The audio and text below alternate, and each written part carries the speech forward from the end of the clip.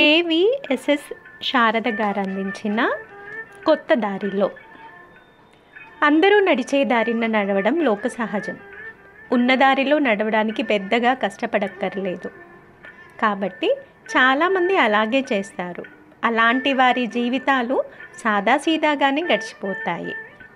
కానీ కొత్త మార్గం కనుగొని లేదా ఏర్పరచుకొని వెళ్ళడం, భిన్నంగా ఆలోచించడం లాంటి వాటికి పూనుకునేవారు అరుదుగా ఉంటారు.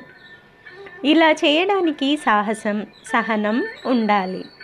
ఎందుకంటే కొత్త దారిలో ఇబ్బందులు, కష్టాలు ఎదురవ్వచ్చు. తట్టుకొని నిలబడగలిగితేనే విజయాలు పొందవచ్చు.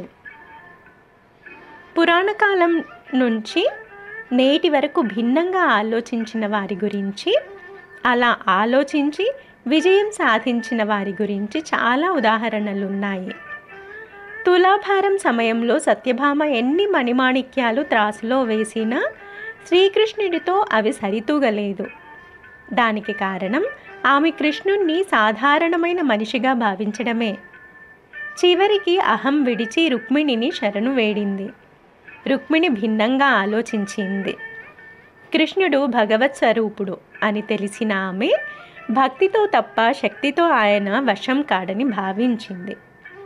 అందువల్లే కృష్ణుడికి ఇష్టసఖి అయినప్పటికీ సాధారణ భక్తురాలి లాగానే భక్తి శ్రద్ధలతో ప్రార్థించి తులసి దళాన్ని తక్కెడలో ఉంచింది. వెంటనే త్రాసు పైకి లేచింది. తిరుగులేని వరాలు పొందిన రాక్షస రాజైన హిరణ్యకశిపుణ్ణి సంహరించడం అసాధ్యం. అతడిలో నిరంతరం హరిద్వేషాన్ని రగల్చడం ఒక్కటే మార్గం అని భిన్నంగా ఆలోచించిన నారదుడు తల్లి గర్భంలో ఉన్నప్పుడే ప్రహ్లాదుడికి హరిభక్తిని ప్రబోధించాడు. అలా హిరణ్యకశిపుడి వరాలను వమ్ము చేయడానికి పరోక్షంగా కారకుడయ్యాడు.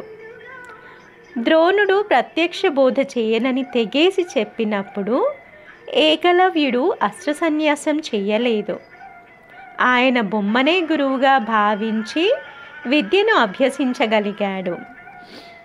చెట్టు నుంచి రాలి కింద పడిన పండును చూసి ఇది కిందికి ఎందుకు పడింది, పైకి ఎందుకు వెళ్ళలేదు అని ఆలోచించిన కుర్రాడే భూమికి ఆకర్షణ శక్తి ఉందని నిరూపించాడు. అంతకుముందు కూడా పండ్లు కిందికే రాలాయి, కానీ ఎందుకలా అన్న ఆలోచన ఎవరికీ రాలేదు.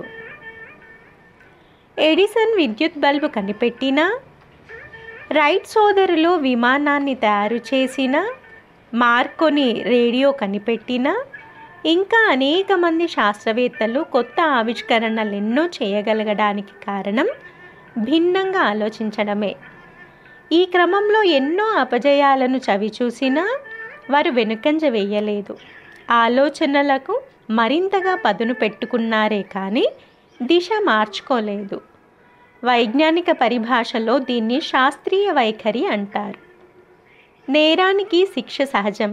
అలా కాకుండా వారిని నేరస్తులుగా మార్చిన పరిస్థితులను విశ్లేషించి వారిలో మార్పు తీసుకురావడానికి ప్రయత్నించడం, ఆ పరిస్థితులను సరిదిద్దడం ద్వారా మరింత మంది నేరస్తులు తయారు కాకుండా చూడటం మానవతావాదుల ప్రత్యేకత. ఇలా ఏ రంగంలో చేసినా భిన్నమైన ఆలోచనే సమాజాన్ని ముందుకు తీసుకెళ్తోంది, మెరుగైన ప్రపంచాన్ని నిర్మిస్తుంది.